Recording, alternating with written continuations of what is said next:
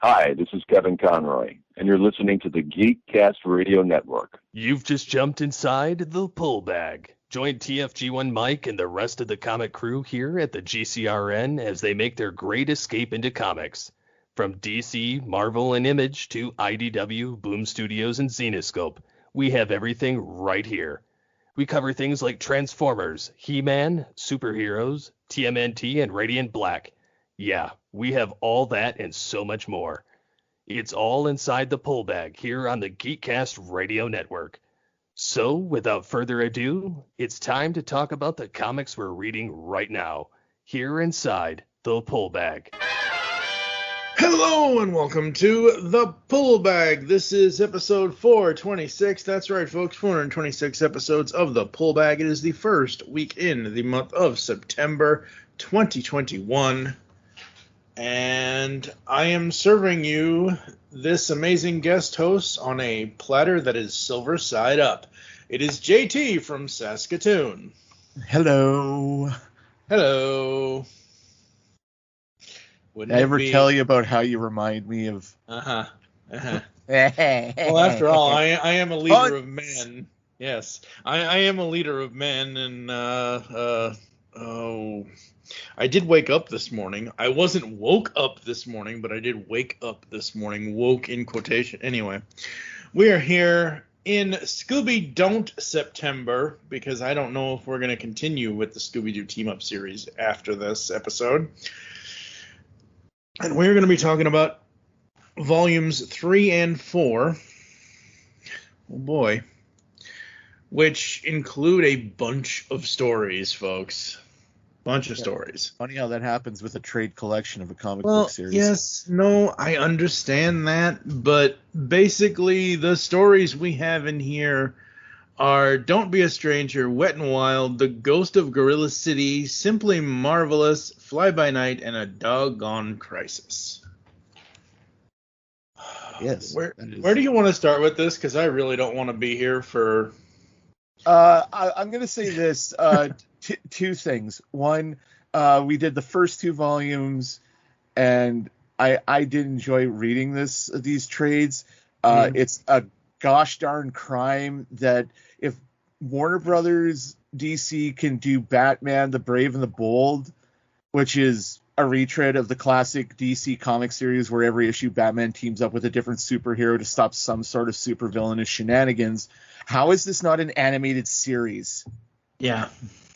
Like, come on. Like, the first story alone in volume 3, folks, involves also part 2 is if you have access to the classic, like the first 2 or 3 volumes of the classic DC series Who's Who, it might be preferable to have that on hand so you can flip through that to get the lowdown. And so, because that's one of the, me being an old fan of old school DC lore.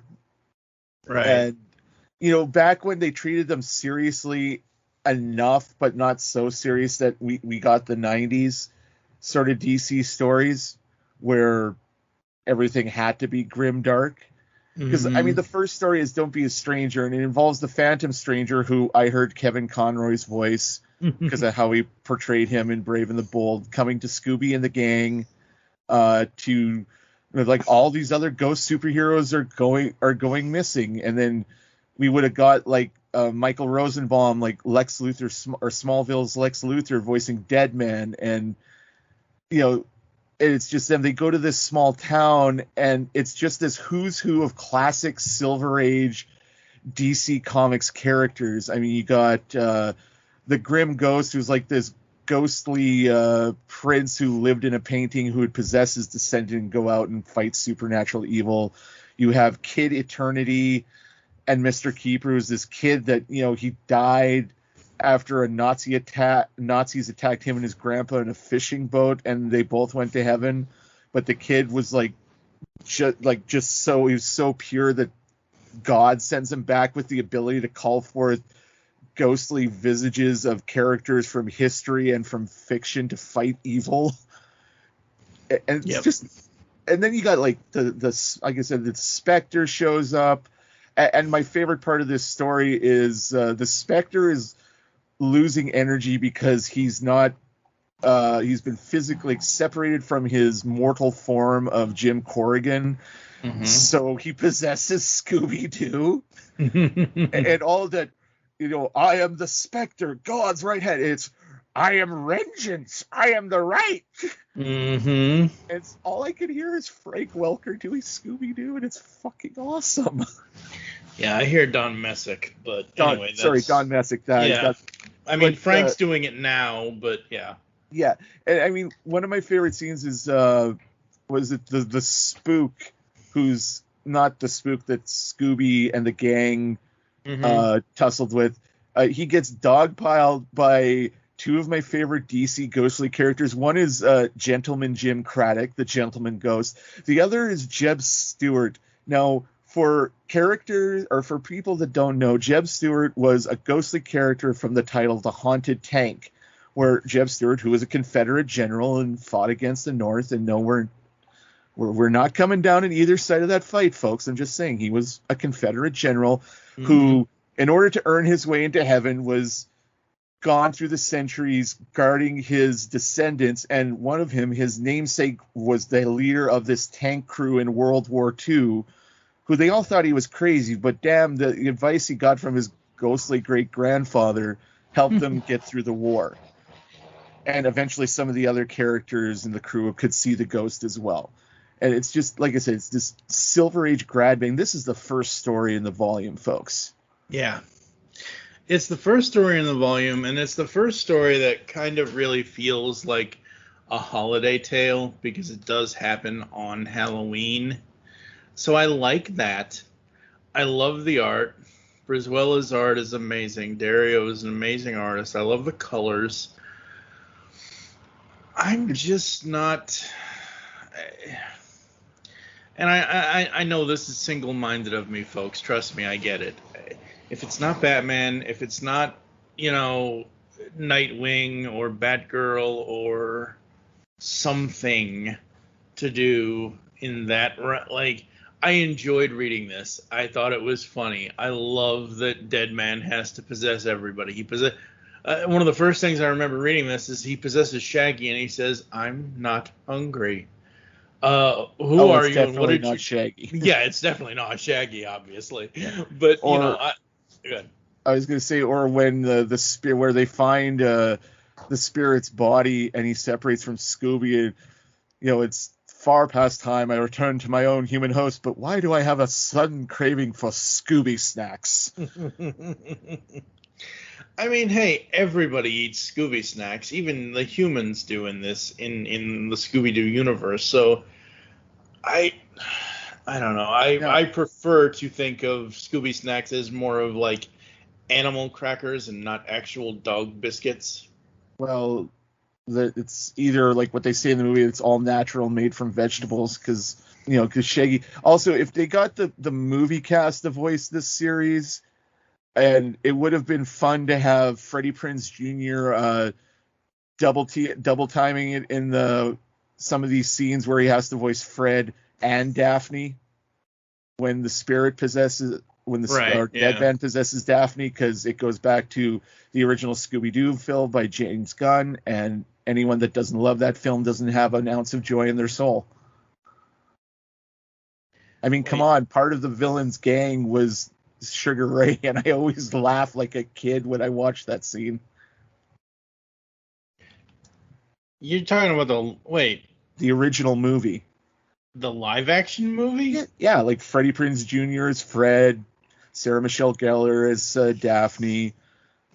The only voice for me in my mind for Velma, Linda Cardellini, because I love Kate Micucci and what she's done. She's done very fine work. She's one of my favorite voices on the new DuckTales, but I love the gang from the movie. Yeah. Yeah, I mean, it's fun, it's interesting, and it's one of those things where, like I said earlier, it's a nice Halloween tale. It's a interesting thing that, they're just, hanging out at home and giving out candy, and I thought that was really, really cool. Yeah. Anything else you want to say about Don't Be a Stranger? It's honestly, it's probably between these two volumes, it's probably my favorite team up, because just all like the Easter eggs and callbacks and stuff like that. And not that any of these stories are really good. Like the next one, Wet and Wild, where they team up with, it's like Filmation era Aquaman and Mera, to fight Black Manta's chicanery. My favorite callback in there was where Fred yells outrageous, and Mera's like, please don't do that. Don't do that. Yeah, and all I could hear was, God, was it Kevin Michael Richardson that did Aquaman? Ted McGinley. Well, no, Ted McGinley did like that episode with. No, it was DiMaggio. It was John DiMaggio. Yes. Ted McGinley, Jefferson Darcy from Married with Children. He did like that one episode with the Fonz as ambush bug. Yep. Yeah, just the way he's like outrageous, and I was just like, I fucking love that. Don't do that. And also, both volumes, there's several times where Fred's got a kink. Like he's got an obsession. He likes ripping masks off of people, even when they're like 20,000 leagues under the sea, and Black Manta's head would go squish. Yes. Like, dude, give it up. It would go splat. Yes. Yeah.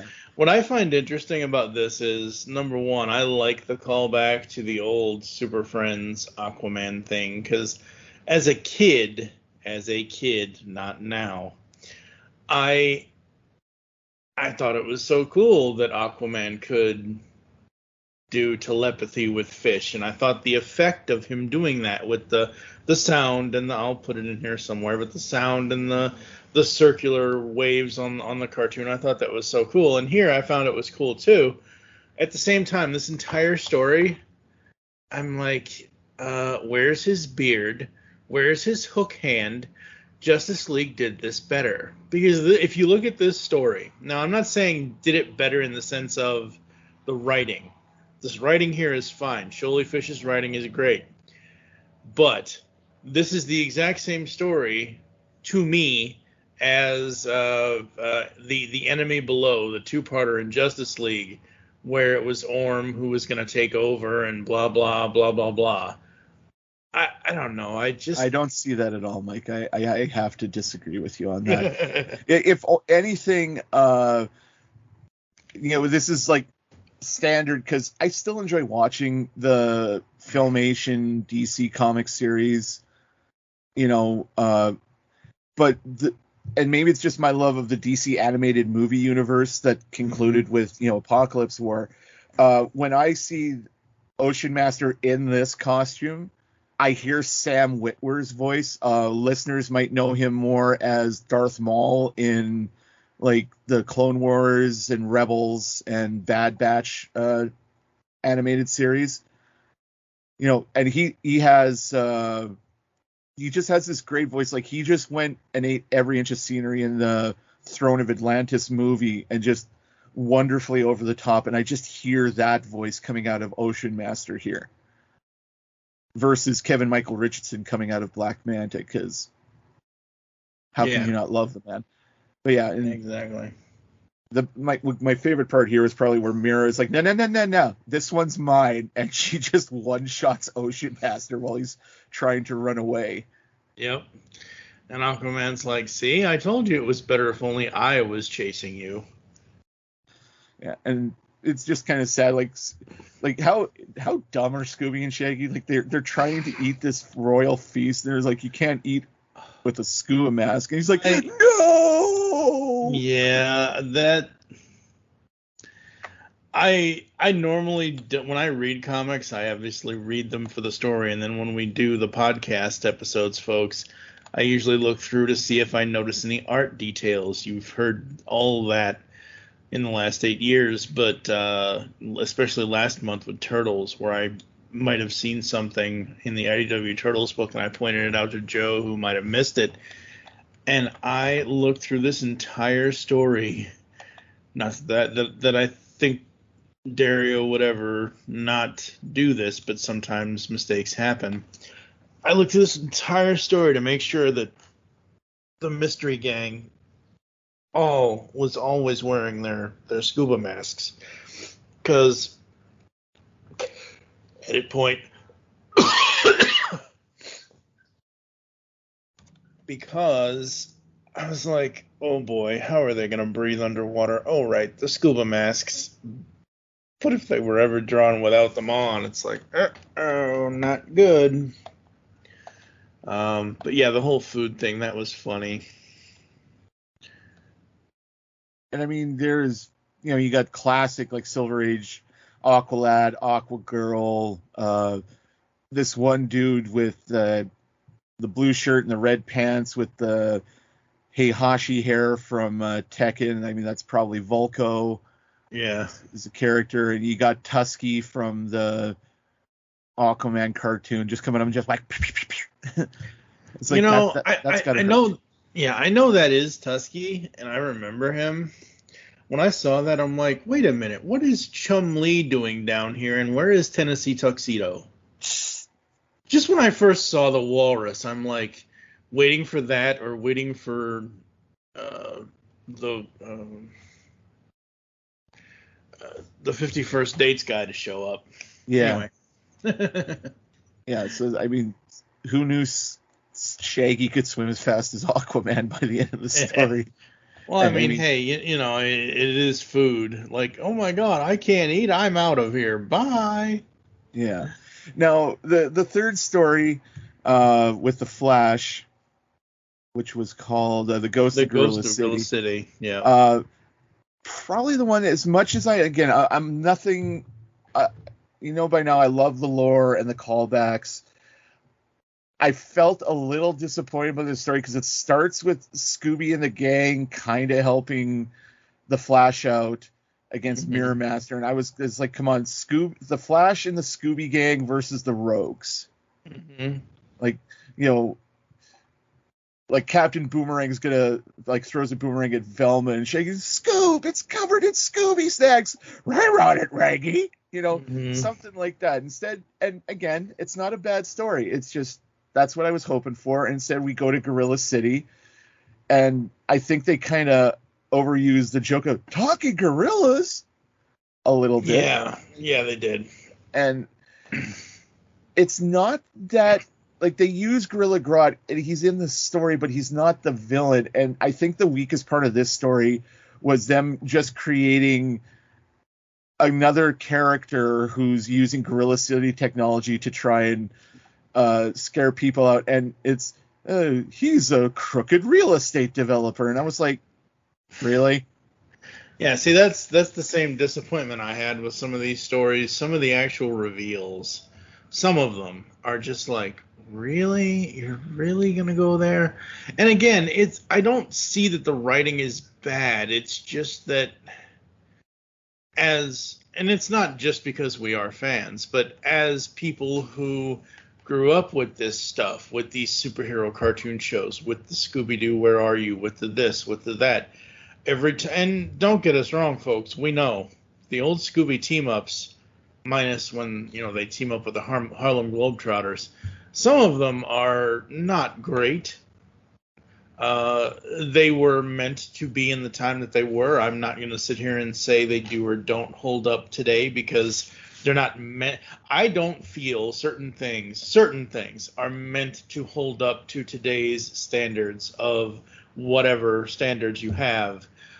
And I just didn't feel like what I wanted from this story, what I wanted from the very first cover, like the cover of the book with Flash zooming by, stealing their sandwiches. I was like, ooh, maybe we will get the Flash family meets the Scooby Gang, or the Flash family like Barry, Wally, and I know technically they're not blood related, but the Flash, what's it called? The Speed Force family, they're all together kind of thing. Jay Garrick, Jesse Quick. Yeah. All of them. Wally, everybody. Like, that's kind of what I was hoping for. I don't necessarily mind that they put in their own villain and they kind of made Gorilla Grodd a good guy, sort of. But at the same time, I was hoping for something more with this story. Not just, hey, guess what? This gorilla is really Lex Luthor in disguise, and he wants land rights. And I'm like, oh god. That would have made it more. That would have been better than we got. Yeah. Now we move into the next one, which is Simply Marvelous, and it's Scooby and the gang going to Fawcett City and teaming up with Uncle Marvel and Talkie Tawny, who I firmly believe if they ever make a proper Shazam animated series, like set it in like the 70s, like the golden age, like just that simpler time, this would be a great cartoon for kids, and Paul F. freaking Tompkins should be Talkie Tawny. The guy that voiced Gladstone Gander in DuckTales 2017. Because he would be perfect voice for this. But I love this story. It's like they gotta find Captain Marvel, Mary Marvel, and Captain Marvel Jr. They're going up against the Monster Society of Evil, which of course scares the living bejesus out of Shag and Scoob. Yep.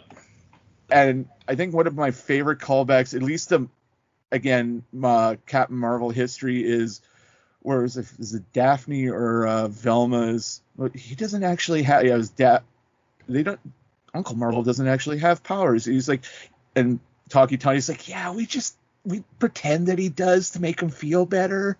and that's not like disrespecting the character or anything, folks. Like in the comics, there's been one or two times where Uncle Marvel actually had powers, but usually it's just he runs off to the side and takes a couple of minutes to put on his costume. And I imagine it would look somewhat like Red Guardian getting into his suit in the Black Widow movie. Just this overweight man who maybe doesn't fit clothes the way he should. It's a good thing, and I know that's probably not a spoiler. It's a good thing I don't care about spoilers, because even though this episode will be released in the first week of September, I won't actually get to see Black Widow until October 6th, 2021, when it finally hits Disney Plus for what I already pay for Disney Plus for. Yeah, well, I mean, it's not really a spoilers. It's no, I know. It's in the trailer. Still fits. And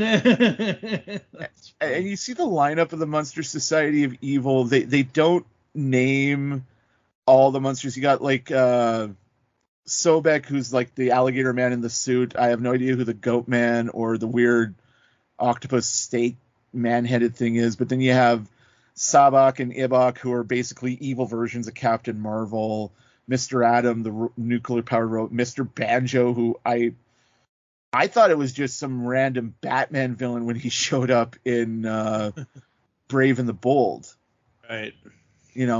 But they track him down fairly easy because they do this whole detective style quest. They find these two dudes, and I love how like Uncle Marvel's just you guys look familiar, but I can't just place it. And then that Ibok, Sabak, and boom, they got their powers.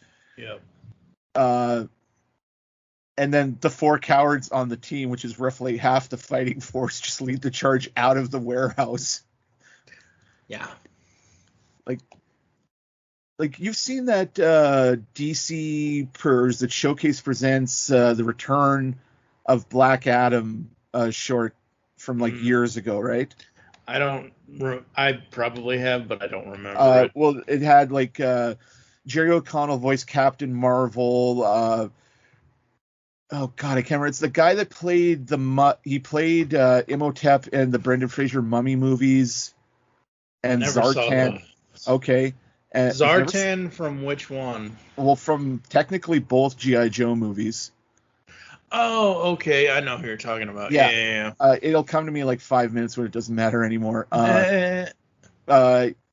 He, in that Black Adam one, that Kevin Michael Richardson voiced, Talkie Tawny, who was disguised as a homeless man on the streets playing the saxophone, who helps out Billy Batson at one point, and then he turns into like this absolutely frightening talking tiger, like Shere Khan would be wet in his kitty litter, kind of scary. And that's not Talkie Tawny to me. Talkie Tawny is this polite, cultured, well-dressed gentleman in a suit, voiced by Paul F. Tompkins. There you go. But of course, the leader of the Monster Evil Society is Mr. Mind, who, like when he showed up in Justice League Action in a couple episodes, like where he's in Patton Oswalt's space cab and he's like wrecking this cab from the inside the dash, I was like, you villain. It's about the only time he's really been threatening. Yeah, probably. All right. What did you think was strained suspension of disbelief more? The fact that Velma and Shaggy just say their catchphrases and they transform, or the collection of ancient gods and characters from mythology that combine to make those names? Yeah, I think the writing is more like the tablets with the zoinks and the this and the that and the whatever. And cheese. That was a little strange. That's a little bit of a for anyone that's ever complained about, the strength of Hercules and the stamina of Atlas and all that makes up like Captain Marvel's magic words. Like, you think that was bad? Exhibit A. But yeah, they defeat the Monster Society of Evil, and we go on to the next story, Fly By Night, which involves them teaming up, going to Midway City. So they're teaming up with Hawkman and Hawkgirl. Mm-hmm. Rock Girl. Yeah, that just sounds like I mean, I hear nothing but Don Messick whenever I see Scooby Doo. Like, no offense to Frank Welker, he's done a fine job for many years now. It's just, I grew up watching, all those original cartoons. It's Same here. Even Don Messick could not make that sound good. No. And this is one that I love. Hawkman, one of my co-hosts on the Comic Connoisseurs Red Ink, constantly gives me crap in a loving and respectful way about my love of Hawkman, because he's like, Hawkman sucks, it makes no sense. It was like, nothing in comic books makes sense, but the dude looks awesome.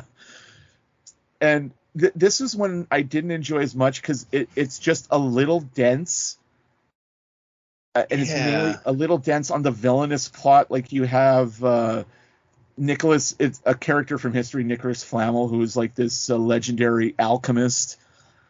And apparently he's haunting the museum and trying to steal items.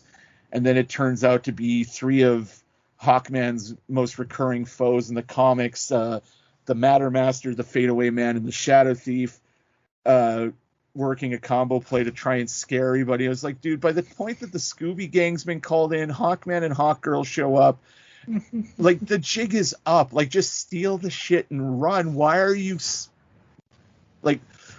standing there and like, aha, it is us, Hawkman? And I understand what they're doing with this series, Shoaly Fish and Dario Brizuela and whatever else, and they're doing the team up thing. I get that, and that obviously happened with like the Scooby movies and things like that, and other things in the late 60s all the way through up until the 80s and such. This story, to me,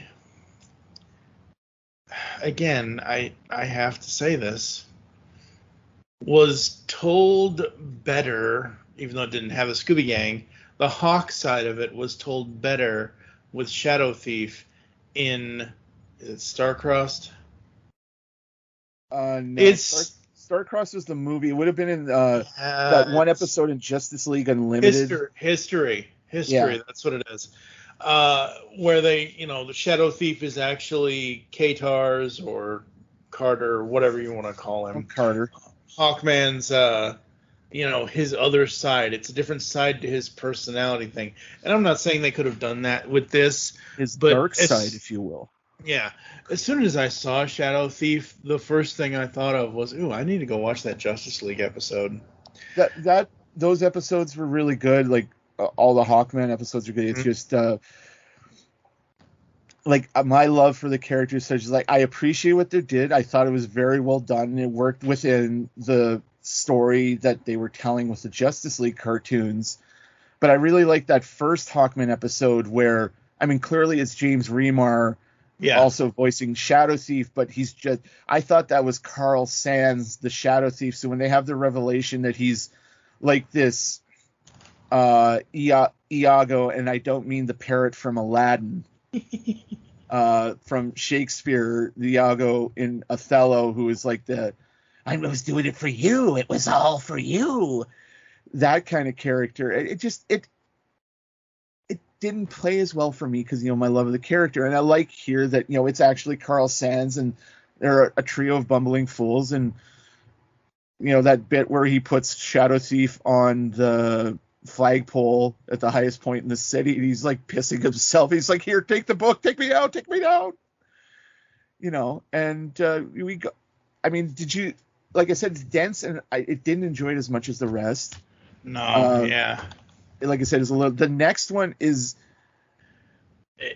I can't decide whether I like it or dislike it because I like cats fine, but I'm a dog person, and we get a Scooby-centric story where he teams up with a couple other heroic hounds from the history of Hanna-Barbera, and with two other heroic hounds from DC Comics, and they go off with a third who's kind of a joke, but kind of lovable, and they go to a planet full of super dogs.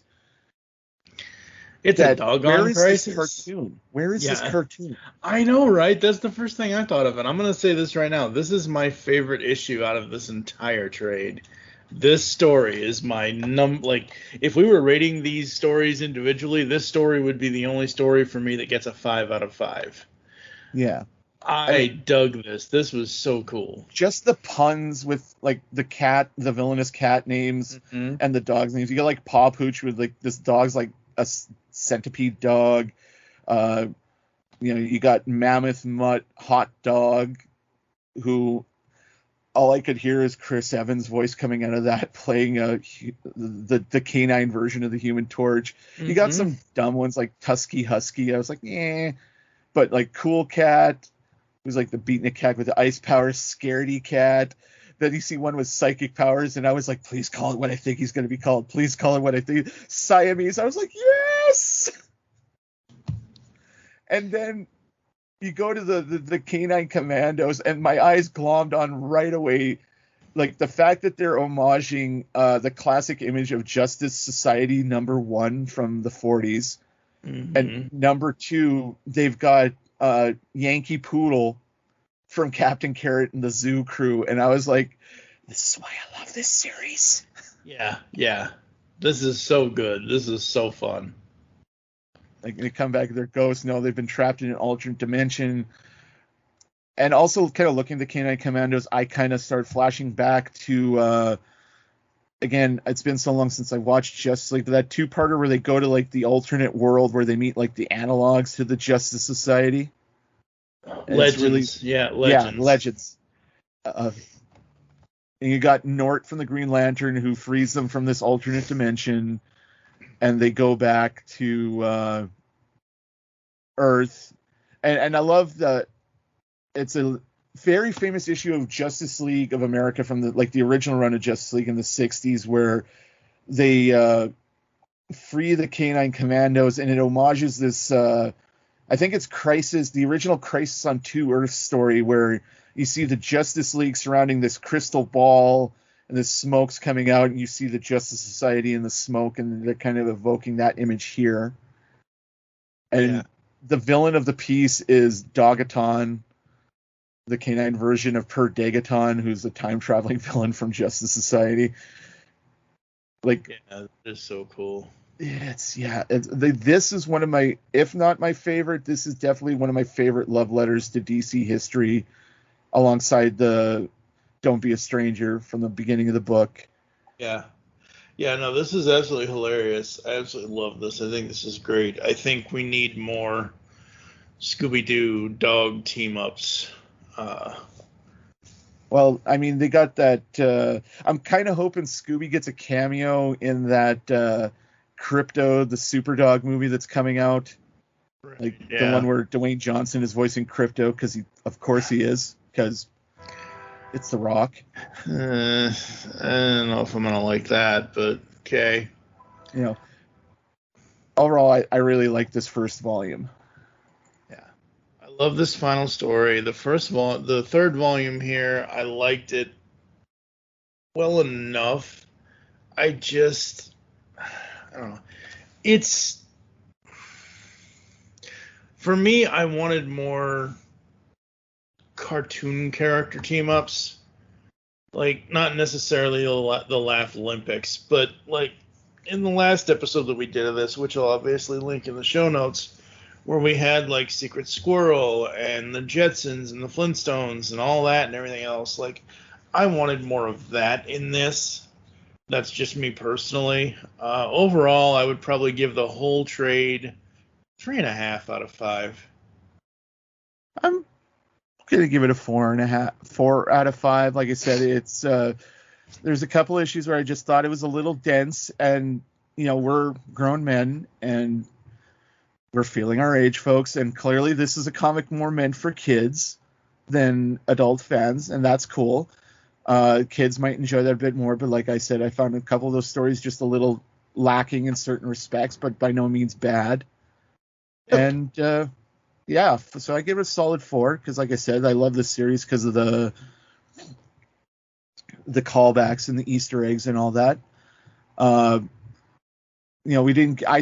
I was kind of hoping we were going to get Dr. Sivana in that Marvel story a little bit because he's my favorite Captain Marvel villain, and I don't know if I would have heard, like, it was I had to look up on behind the voice actors, like, is Jim Piddock did him in Brave and the Bold, and it was OG Skeletor himself, Alan Oppenheimer, in the Filmation Shazam series from the early 80s. But I'm still hearing Skeletor in my head. Everyone's hearing Skeletor in their head, and it sure as hell ain't a joke. Yeah. Now, we move into the 4th volume, and the first story, the Conjurer's Conundrum. Another one that I really liked because of the callbacks, but I'm going to say straight up, I saw this shit coming a mile away. Yeah. I mean, it's so obvious. Yeah. And I missed it, and like halfway through that first page, I thought we were looking at like this younger version of Zatara, or Zatara the Magician, like Zatanna, who Scooby and the gang team up with, and they're looking at this museum, and it's like, they're all my collection of artifacts, and they're all the most extensive collection ever. It's like, gee, I wonder if the asshole with the top hat and the gemstone in his cummerbund or whatever is the villain. Oh, look, I was right. And it's just, from that I knew they're going to go and look at all these other Magic DC heroes. So we got, classic Dr. Fate living in the Tower of Fate. We got Sargon the Sorcerer, Ibis the Invincible. I'm not familiar with El Karim. Let me guess, he took your hypnotic monocle. Yes. And I was like, okay. Who are you? Yeah. Yeah. Who are you and why do we care? We go to guys like Prince Rahman, Tracy 13, Black Alice, who's more of a 2000s era character. I've never heard of Warlock the Wizard.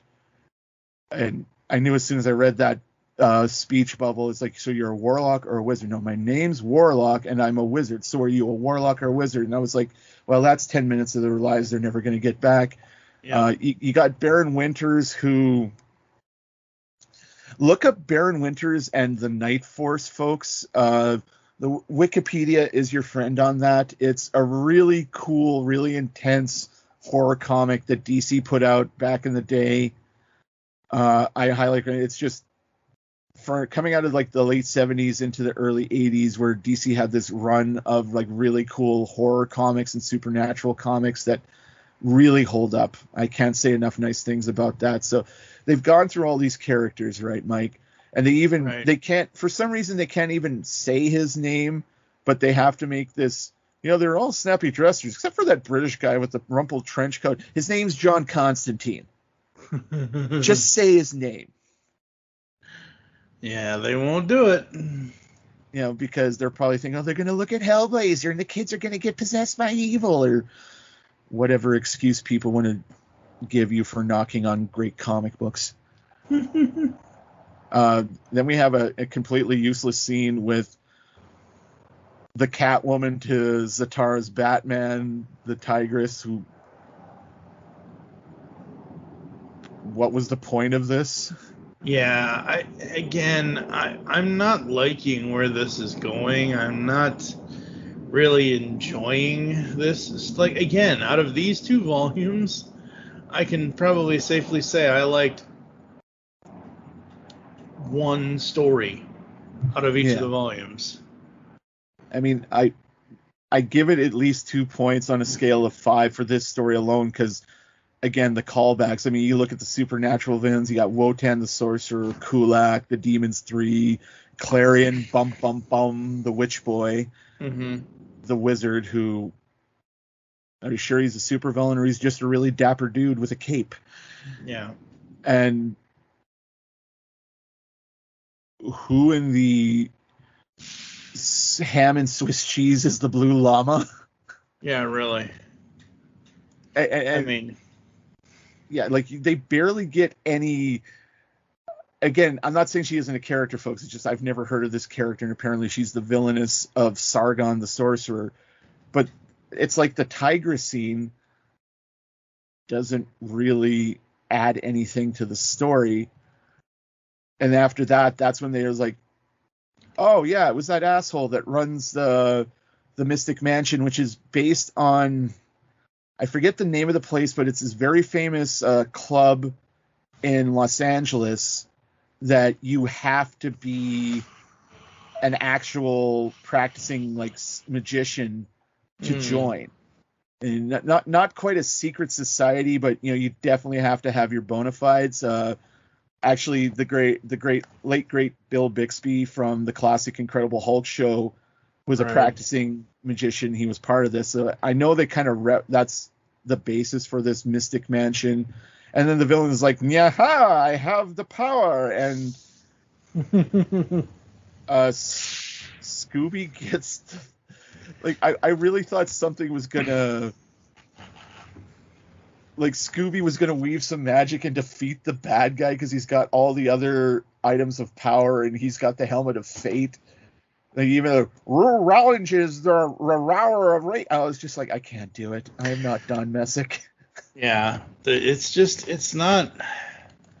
I don't know, and I'm sure people are probably listening to this, if they listen to it at all, asking us, why are you even covering this if you didn't like it? Well, we got to cover it because we read it and we spent the time doing it. I think my favorite part about this specific story, the Zatara, the Fate story, is Scooby actually getting to have the helmet on. I thought that was hilarious. Yeah. And it's all a setup for Fred to... It's basically the entire story is just enabling Fred to continue his obsession with pulling masks off of people. Yeah, that's all the entire series is. And don't get me wrong, I enjoy it for the most part. There are things, as we found out in these two volumes, that I'm not that big of a fan on, but if your one guiding goal is to constantly have Fred ripping masks off people, I don't know. I mean, I do like that bit at the end where Zatanna just gives Fred a peck in the cheek and he's like, oh my God! And Daphne is like, bitch. You just see that salty look on Daphne's face, and then Zatanna magics up like the biggest pile of Scooby snacks ever. And rappy row reader, everybody. I will say the next story that comes in this, Space Case, my favorite in this volume. I'm straight up, because it's Space Ghost and Moltar and Zorak. Yes. But the only way he can be coast to coast is if he's, sitting behind a late night TV show desk. God, I wish I had got those DVDs when I had the chance. I had the first volume, and when I had to sell my DVD collection years ago, because, stuff, life, adult responsibilities, they suck. I had to sell that, and I've never been able to track any of them down since. Although I do have the complete collection of C-Lab 2021, so that's a minor comfort. But yeah, Space Ghost and the kids, and Gleek is the one from Super Friends. Yeah, Gleek is Wonder Twins. Yeah. Yeah. I forget what's the one. I'm just looking here. Monkey, I forget what his name is. Glip. Yeah. Yeah. But yeah, Space Ghost is waylaid on Earth, thus kind of breaking the continuity, because I always thought the Space Ghost cartoon took place in like the far off future of 3010 or something. Right. And they established that he's just a human from like far off in the Andromeda galaxy or something, which I'm not saying it's upsetting. It's just like, man. But yeah, they team up the Thing, and they got to bring the Scooby kids into space to stop Zorak and Moltar from whatever. I don't really understand what their villainous plot was. No, so what do? They strap 4 rockets to the Mystery Machine, and it becomes a spaceship. And this is why I love cartoons. Also, they question why he yells Space Ghost, and again, it's like the whole Uncle Marvel thing, and it just kind of made me smile with glee. Yeah, I just can't get into that. Like, if this was a story of, like I said, if Space Ghost was behind his late night TV desk and he was interviewing Shaggy and Scooby or Fred and Daphne or whatever, and remember that time we did this, and they reference something we've seen in animation, that would be great. But I don't know, it just didn't. It does kind of break it a bit. Yeah, it just doesn't. I don't know. Like I said, I'm trying my best not to be a downer here, but this story just isn't. Yeah. Like, no, I get you. The mystery, like you said, the Mystery Machine gets rockets and they end up on the moon. I'm like, really? Seriously? That's the way you're gonna end this, with everybody on the moon? And why is Velma? Why is everybody, including Velma? The only 3 people that don't look like they have spacesuits on are Fred, Daphne, and the end panel, and the monkey. Like, but they have this glowing yellow thing around them, which I assume is Space Ghost power or something or other. I'm like, well, if I recall correctly from the cartoon, the twins and Blip and Space Ghost all have like these force field belts, like something Brainiac 5 from Legion of Superheroes would make, that gives them an invisible spacesuit. Okay. But apparently they can't lend out a few more of those, so we get like classic era looking spacesuits for Scooby and the gang. I do like how Velma and Daphne are fawning over Blip, and he's like, oh, oh, ah, ah, ah. And then you look at the speech balloon, and you can almost hear was it Tony Randall, like the guy who voiced Brain Gremlin from Gremlins 2, like just this cultured voice coming out of him. I love that. But yeah, they get to the moon, and you see Tranquility Base, and Scooby does that run for one small step for Scooby kind and all that, and they just bumble their way through the end. Like, it's a pretty good mix of what goes on in like a Space Ghost cartoon and Scooby cartoon, but by the end of it, like, I love this story. I do. It's my favorite in this one. But yeah, it's just, I think who's the writer in the series again? I forget. Philly Fish. Yeah, I think Fish was trying a little too hard to take a Scooby story, a Space Ghost story, and then Adult Swim Space Ghost stuff. So he's trying to get like the camaraderie of Zorak and Moltar from Space Ghost Coast to Coast, and like the Brack Show and like that sort of humor.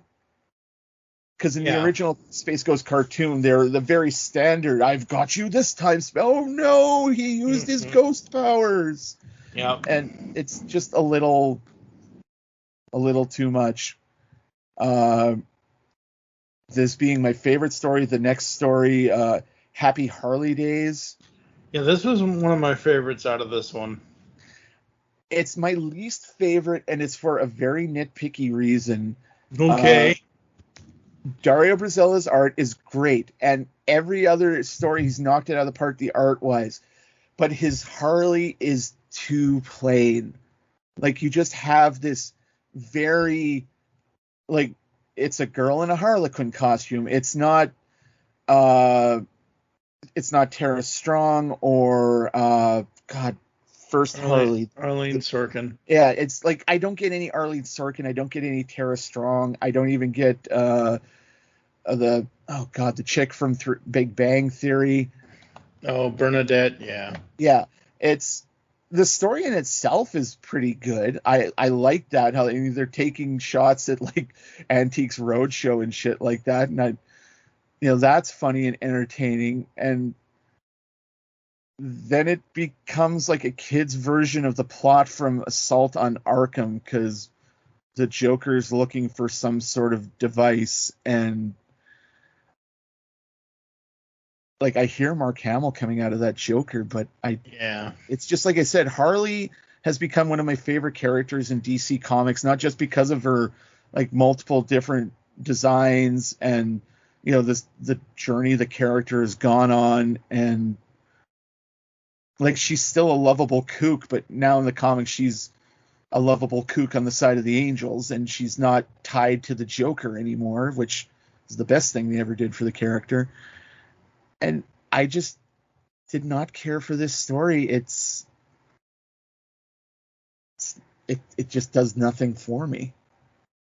Yeah, I think this would have been a little bit better if it was like if this was a Scooby Doo version of Mad Love, where she runs, she leaves because of him, because of the Joker,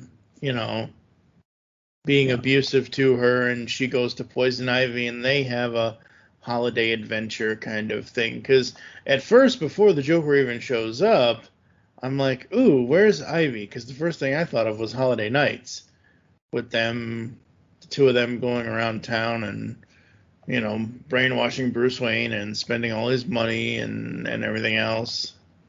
I mean, thank God Batman and Batgirl show up. True. I mean, the couple of things, again, as far as callbacks go, I like you got Punchy, a couple of Joker goons. There's Punchy, and then one of the first Joker we see in Batman Beyond. And I love the fact that, and maybe this carries over to the animated Batman the Animated Series, Harley's two hyenas are Scooby and Scrappy. I really enjoyed that. They don't name them. I don't think they name them in the animated series. She just calls if this was in continuity, I accept that naming of those characters. And it's just I mean, I enjoyed the next story more, which again, I really think Scooby Team Up should become an actual animated series. Like, I still haven't seen Space Jam: A New Legacy, but from what I understand, Warner Brothers seemed more concerned with showcasing every other IP except the Looney Tunes in that movie, from what I've been told. And I won't watch it, I don't think. I'll watch it eventually, but I'll probably wait until it's like a cheap rental online or something. But we get into the next one, Nothing is Impossible, where Scooby and the gang go to a concert of The Impossibles, which for listeners who don't know, there was the late 60s into the early 70s where they had like a bunch of action superhero cartoons. So you have The Impossibles, who are like this Beatles-esque rock band that all have different superpowers. You had Frankenstein Jr., who's running amok and ruining this concert. They're all contemporaries of Johnny Quest, if I'm not mistaken. And several times throughout the series, like they make Fred, you're not that much of a detective buddy, if you can't tell that these guys were the same guys that were on stage 5 minutes ago. Yeah, I mean, they're basically all wearing glasses, so, you know. Like, he would never be able to figure out who Clark Kent really is. Yes. Or, I've always been of the opinion that Clark Kent is the real guy and Superman's the mask, but that's a whole discussion for an entire episode. So they do that, and you see the Mad Inventor. That's literally the bad guy's name. The Mad Inventor has created all these, like, kaiju to fight against Frankie Jr. And I love the shot of the Hanna-Barbera Godzilla in the background in the one panel. Yeah. Have you ever seen that cartoon? I don't remember it, no. You know, up from the depths, 30 stories high. I love that theme song. But yeah, so Frankie's been turned evil, and they basically just have to reboot him. Like, they're all like, we have to destroy Frankenstein Jr., and the kid's like, no, he's my friend. Yeah, you don't want to destroy the kid's only friend. Yeah, but I mean, that's literally all it is. It's... Mm-hmm. I mean, they even bring back this one of the monsters they fight is like this werewolf character. I'm pretty sure it's one that the Scooby Gang has dealt with in the past. Yeah, probably. I'm pretty sure. But yeah, literally Buzz uses his radar ring, which is this MacGuffin device, to call Frankie Jr. to the scene of trouble. I do like the play on the, I would have gotten away for it too if not for that meddling kid inventor. Yep, that was funny. You know, and they...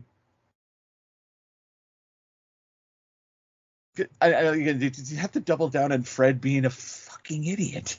He's like, you mean the Impossibles are really the Impossibles? Not a chance. Those would be the worst secret. No, it means that you're an idiot. Yeah. We love you, Freddy. You have an incredible sense of style. You a boob. Yeah. I honestly prefer, and I know he's not necessarily a boob, but he's more gullible, but it's more forgivable.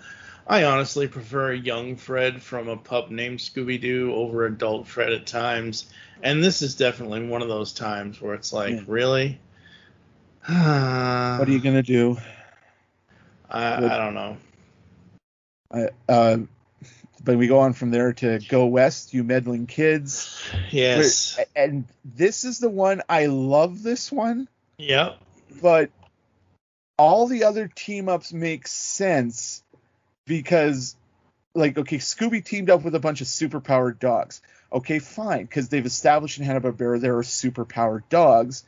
And they even take a couple shots at Dynamite the Dog Wonder. Yep. With that whole copyright infringement, like he was going to sue Scooby Doo. Yep. Oh God!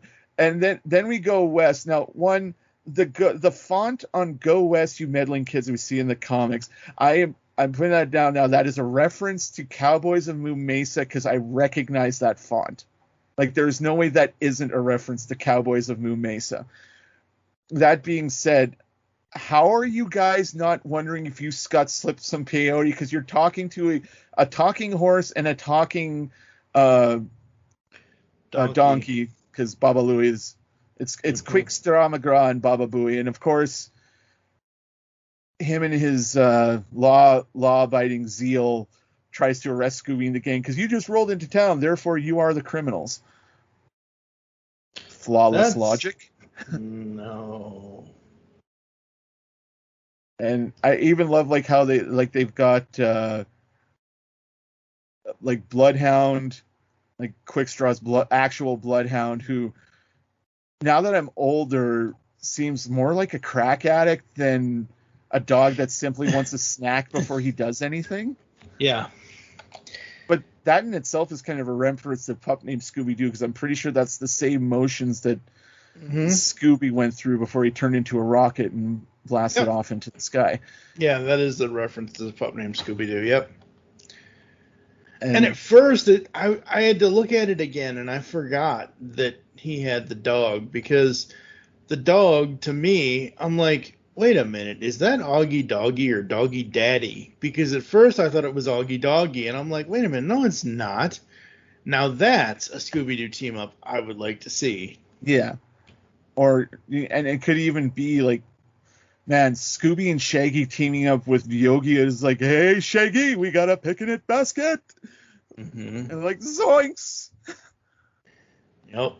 Oh, God, I want that so bad now. And no one questions the fact that the spook, the creep that's been stealing, is like, you see him in the background, like, picking the jail up and running off with it. Has no one noticed that he stole Quickstraw's clothes and now he's walking around naked? And they don't even make the joke of like, oh my God, I'm so indecent. And then he jumps behind a boulder and becomes the greatest Zorro ripoff in the history of Zorro ripoffs, El Kabong.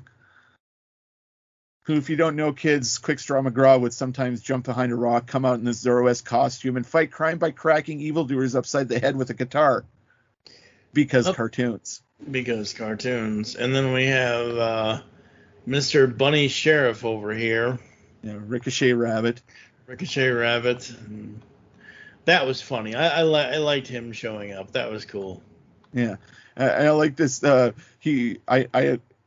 line from Avengers. I realigned your neural pathways.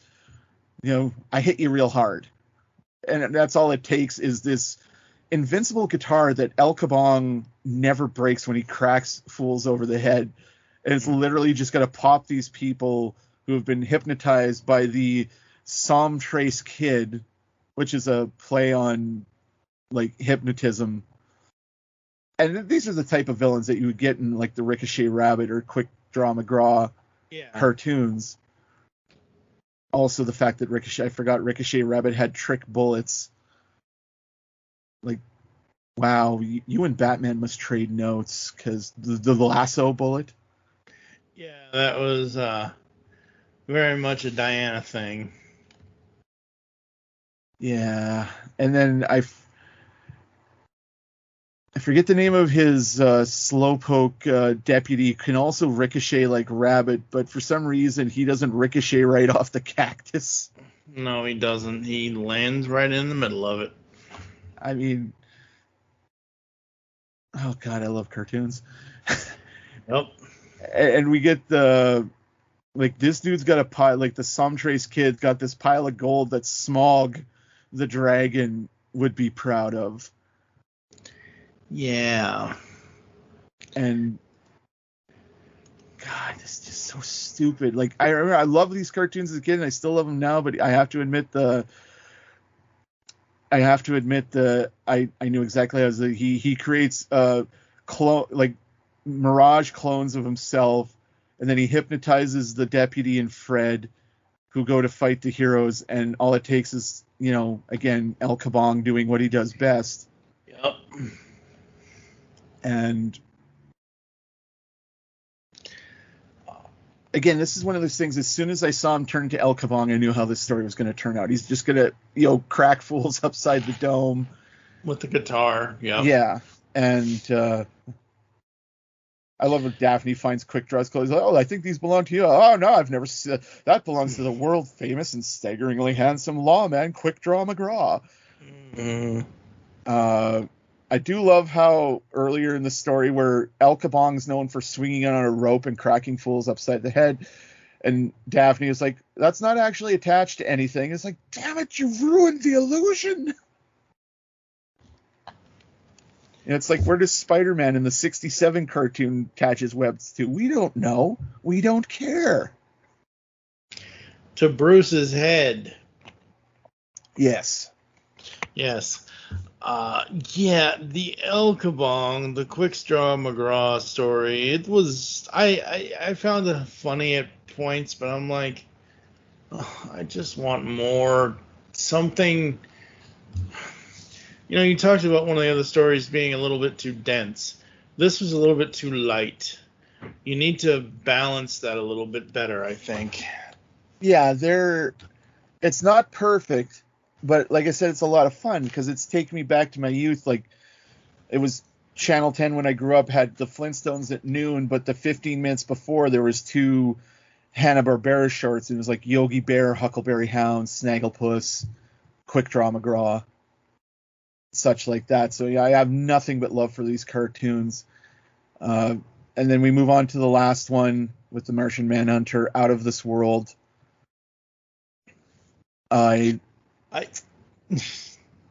This story jumped the noisy cricket as soon as they introduced themselves. Yeah. No, here's the thing. My one gripe with this story. I really enjoyed the story. I enjoyed the more superhero, like traditional DC comic team up stories than like, Space Ghost and the other characters, which are still great. But my problem is the design that Brazula did with Martian Manhunter. First of all, this dude is jacked. This is John Cena in green body paint, because John Cena has more pronounced chin than The Rock, therefore it's John Cena. But based on the design, he kind of looks like the Martian Manhunter from The Batman. So I want to hear Darian Harewood's voice. Yeah. Like original Rhodey from the 90s Iron Man cartoon. Mm-hmm. But at the same time, my mind is like fritzing out because it's trying to force me to hear Carl Lumbly, who is to Martian Manhunter as Kevin Conroy is to the Dark Knight Detective. Right. That's literally the only problem I have with this story. Yeah. I mean, it really isn't a problem. It's not going to take away from my overall grade, but the giant eye roll that I had. What alien? The Martian Manhunter? He already left. Who are you guys? We're the men in plaid. Persons in plaid. Like, really? Seriously? Yeah. Agent C and D of the persons in plaid. That just, like I said a second ago, it jumped the noisy cricket for me so far, and I'm like, yeah, I caught wow. That reference.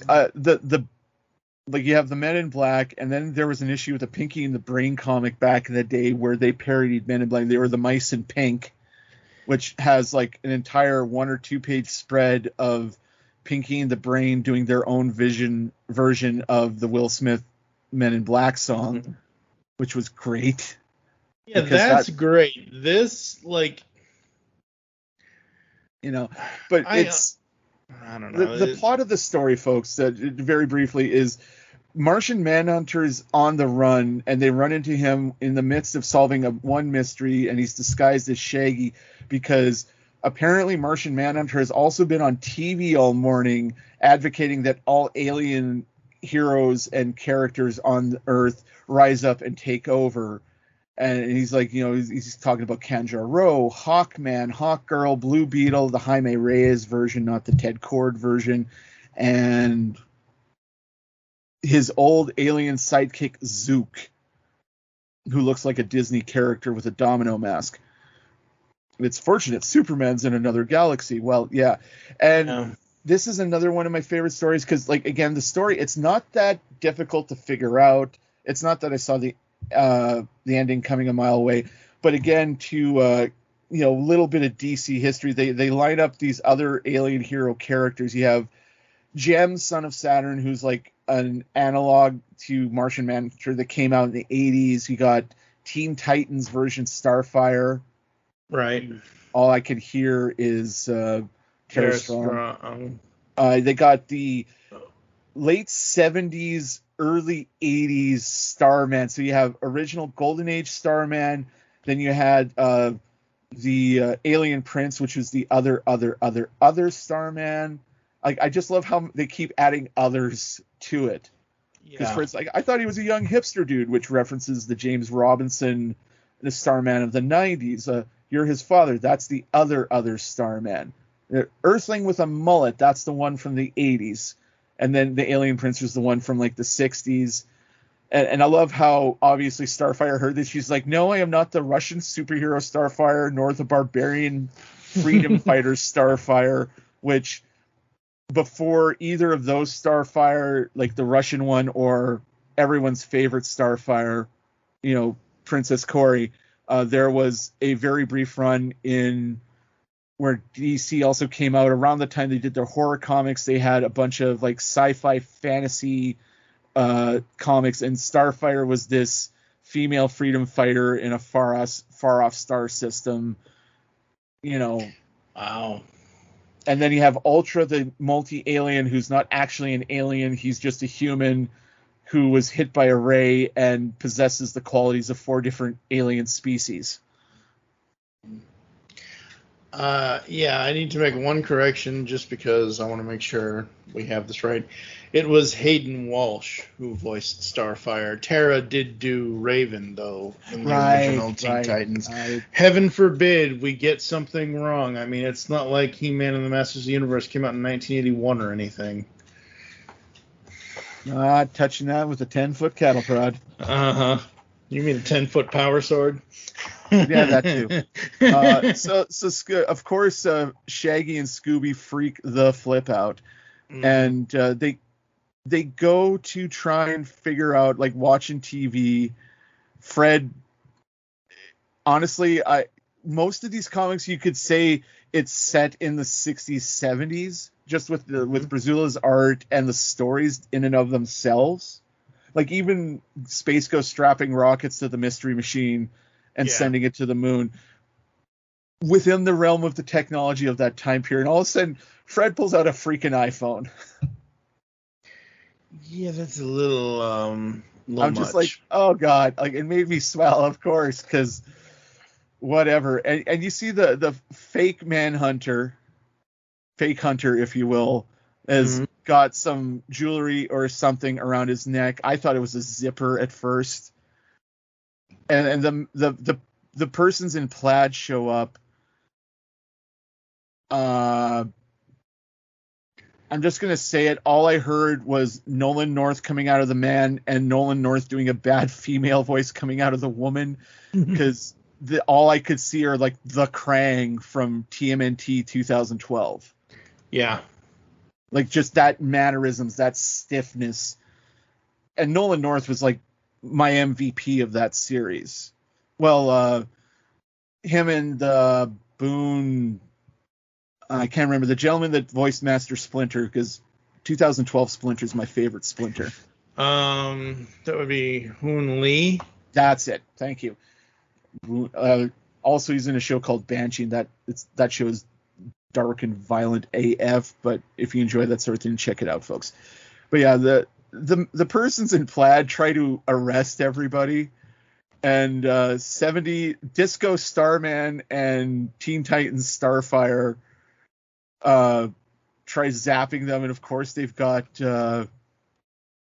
force field, so all it takes is Jem and John to, like, mind meld with them and knock them out, and they steal these weird zappers, and they run away to, all they do is look at the photo that Fred took, and they deduce, like, what building they're in. And I just love that scene where you see the different Starmen and Starfire, and they're in the trench coats, and I couldn't help but think of Gargoyles for some reason there. Like, yeah, Jem definitely looks like Broadway in his Humphrey Bogart get-up, and there's a very infamous image of what they were going to do when the show was going to be more of a comedy of the creatures, where you see Goliath shoved into a trench coat and a hat, sitting on a park bench, and everyone's staring at him. He's like, "How's it going, fellow humans?" You know, stuff like that. But they get to this skyscraper, and they attack. You see, it's just a dude in a costume. Like, it's always a dude in a costume. But I was kind of hoping it was going to be like some rare DC supervillain that Martian Manhunter fought, or this dude, the Human Flame, who famously killed John Jones just before the Final Crisis crossover years ago. No, it's just some random dude wearing a costume who apparently he's an old John Jones villain. I'm not that well deep in the Silver Age John Jones comics, but neither am I. He's probably just a mad scientist with an increased cerebellum, and the persons in plaid who come up and they're going to try and arrest everybody, and they turn out to be the great Roswell aliens. That's funny. just like, I love the story because it's so goofy and it was fun, and this is exactly what an issue of Scooby Doo Team Up should be every time out of the gate. Right, yeah. Absolutely, it should be. And yeah, I mean, I don't know. Like I said, I wasn't as, like, once I read these two trades, I wasn't exactly thrilled with them, but there are aspects I do enjoy. The art is amazing. There are a few times where the art looks off, but overall, the colors, the lines, the backgrounds, everything is great. Sholey does a great job writing. It's just, for me personally, I'm not into the characters that they're using half of the time. And some of the time, the problem I have is the Scooby aspect of it, where it's like we have to fit these characters into the Scooby-Doo Mystery Inc. formula. Like you said earlier, where it just seems like all they're trying to do is have Fred rip masks off or whatever, you know. I don't know. Yeah. I mean, you look, if we continue this in the future, and obviously we've dragged on a little longer on that first volume because I went nuts with all the minutia. At least I think it would be a better episode if we did like one volume next time if we ever come back to this, because I'm all about that. Because I mean, you look at the next volume. The first story is Ghosts Are Not Healthy for Dogs and Other Living Things, and involves the Scooby Gang teaming up with Green Arrow, Green Lantern, Black Canary, and the big bad of it is the Psycho Pirate, who I just remember, I think it was Peter McNichol in Batman Brave and the Bold. I might be wrong about that. And then the next one, Enter the Dragons and Exit Scooby-Doo. They team up with Hong Kong Phooey. Yeah. Yeah, I think we are going to have to do these as single volume things from now on because, like I said, there's just so much in here. And there's so much in here, and there's only 4 volumes left. And again, we're recording this in 2021. It'll be released in 2021. Sometime in the middle of 2020, I forget if it was you or somebody told me, you better hurry up, go on to Comixology, because at the time, not now, at the time, all of the trades were free on Comixology. I think I might have told you about when they put a whole bunch of Black Panther stuff for free after the tragic passing of Chadwick Boseman. Of Chadwick Boseman, yeah. And I did get all of that, and that will eventually be covered in the pull bag at some point. I don't know with who, because I haven't read any of it yet. But yeah, no, I think for now, Scooby and his team are going to have to wait until after we hit over 500 episodes, because I just don't have any interest right now in it. It didn't turn me like oh my god, I don't want to never do this again. It's just going to be a while. And like I said, even echoing what I said about the Hawkman story, like overall the series is fairly dense for adult fans. Now the kids, obviously, I would very much hope, our listeners who have kids who are maybe reading these comics with their kids, and you can point out that, you've got these characters and those characters, and the kids might go down that particular rabbit hole and look up like the classic DC Ghost characters, or the parents might introduce them to Who's Who. I've always loved the Who's Who, and then when it became Secret Files in the 90s like that, with those summation of their history and this is what their powers are and all that. It's a fairly dense filling meal, if you will, and some people don't enjoy that, and that's cool too, because you can just read these as like simple adventure stories where Scooby and the gang team up with Batman. And like I said at the beginning of this, I like the team up with Batman and everything else, and that's cool. I enjoy that. I like the team up with Superman and Wonder Woman. That's great. The Zatanna one was cool. But what I want is like I said earlier, not necessarily Laugh Olympics, but I want Scooby to team up with other cartoon characters, or hell, even we need a Harlem Globetrotters special or something, or we need a I just thought of something. Don Knotts. Scooby and the gang team up with the Pro Stars. And just see who can eat more hot dogs, Shaggy and Scoob or that crazy Canuck Wayne Gretzky. Yeah. I honestly don't know where they came up with that. Like, they look at Wayne, hey Wayne, do you like eating a lot? And he's like, yeah. Okay, you're gonna be Shaggy from Scooby Doo in the cartoon. Okay. And God, I love that show. What would you rate Volume 3, sir? Oh, wait, we already rated Volume 3. What would you rate Volume 4, 0 to 5? I'm going to give it a 3.5. Like, the stories in here were great. Like I said, the only real one I didn't like was Happy Harley Days, which, again, we didn't even mention the show. It's set at Christmas time. So it's... you could see this as, like, an off-brand sequel to Holiday Nights. Yeah. That episode, and yeah, just like I said, just the fanboy confusion of am I hearing Dorian Harewood or am I hearing Carl Lumley out of John Cena Manhunter? Because he was pretty buff in that. Yeah, like, dude he's got that Martian creatine going on. Yep. So I have no idea. Oh, go ahead. I was gonna say overall, I would rate this about a 3.5 to a 4. Again, a lot of fun, worth a read if you're a fan of classic DC characters or Scooby-Doo. Yeah. For me, I'm going to give it a 3. I wasn't that big of a fan of it, but it's not like, if I was going to give this anything less than a 3, we would not be going back to it at some point in the future. Because the original plan was to do all of them together, but I need to move on to something else for now. Your eyes were bigger than your stomach, kind of. Yeah, kind of. I mean, when we did the first 2 volumes, I decided finally to try that new Scooby-Doo and Guess Who. I love that show. That show's awesome.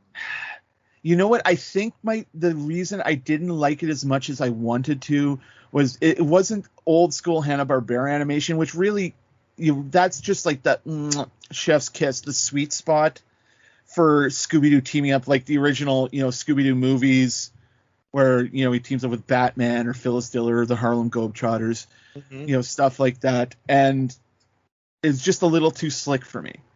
It's not a bad series. It's just, it doesn't fill me up the way the original series does. Right. It's not Be Cool Scooby-Doo, which I tried that and that was bad. I turned it off. I turned my computer off. I went for a walk. I had to think about my life choices. Like, that's what that series did to me. Yeah. We've done one episode of Scooby-Doo Guess Who over on Tooncast. It's episode 234. It was the very first episode of that series with Chris Paul. I do have plans to do the rest of the series at some point over there on Tooncast. I don't know when that's going to be, though. But yeah, I enjoyed Guess Who. I'm like at the time when they were releasing it, it was like, you never know who's gonna show up, and I'm like, who's gonna show up? I'm like, oh, they're getting it's a decent, or it was, because I don't think they're doing it anymore. It was a decent updating of the new Scooby movies where they had all the crossovers. Yeah, I get your concern about animation and all that and everything else, and you're not wrong with that. But coming up here inside the pull bag, I have no idea what's going on next. I do know that later this month we will be talking about Transformers Beast Wars number 8 and Radiant Black issues 7 and 8. And then at some point at the end of the month, I'm going to be doing The Way of the Comic Book 2. So if people go back to episode 3, what was that? It was a 0.5. It was 350 something, 0.5 or 3 some. It's in the 300 somewhere, where I had comic writer and creator Pat Shand on, and we just talked about the state of comics at the time. So I'm going to do that again. I'm going to get, a comic book writer and potentially a comic book artist to come on, and especially with everything that's happened since the last time I did the Way of the Comic Book, considering the pandemic and how it hit the comics industry and everything else. So that's what's coming up here inside the Pull Bag for the rest of September. In October, we have got a bunch of stuff coming up. So stay tuned for that. Where can the people find you online, sir? You can find me every week on the Comic Connoisseurs podcast with Ben Carver and Red Ink. Usually we agree about comics. Usually we don't. I'll let you figure that one out. And you can find me on most of the socials, your Facebooks, your Instagrams, your TikToks. JT from Saskatoon, although I will admit I'm only on TikTok to watch the TikToks. I made one months ago, and I think it has about 5 views at this point. That's like me and Instagram. I only really got on Instagram to watch content. Oh, I lose like an hour of my life to the app every day. I'm not even kidding. I mean, I've made like about 150 posts, but that's nowhere near the, oh my God, as of this recording, because we are recording this a few months early, July 26th or July 27th was according to Twitter, my 13-year anniversary of joining Twitter. And I'm like, fuck, I've been on social media for 13 years? How is that possible? Holy crap. I am at TFG1Mike on Twitter. You can also follow all the other stuff in the outro. Make your great escape to comics, and we will catch you next time here inside the Pull Bag. You've just heard the latest episode of The Pull Bag, the GCRN's first comic review and discussion podcast. There are several ways to get in touch with us and leave feedback for the show. You can visit the website, geekcastradio.com, where you can comment on the episode and all of our different podcasts. You can rate and leave a review for the show on iTunes. Be sure to leave us feedback. Become a fan of us on Facebook, facebook.com/thepullbag. Send us an email, feedback@geekcastradio.com. Follow us on Twitter @thepullbag and @geekcastradio. So until next time, make your great escape into comics and unleash the geek in you.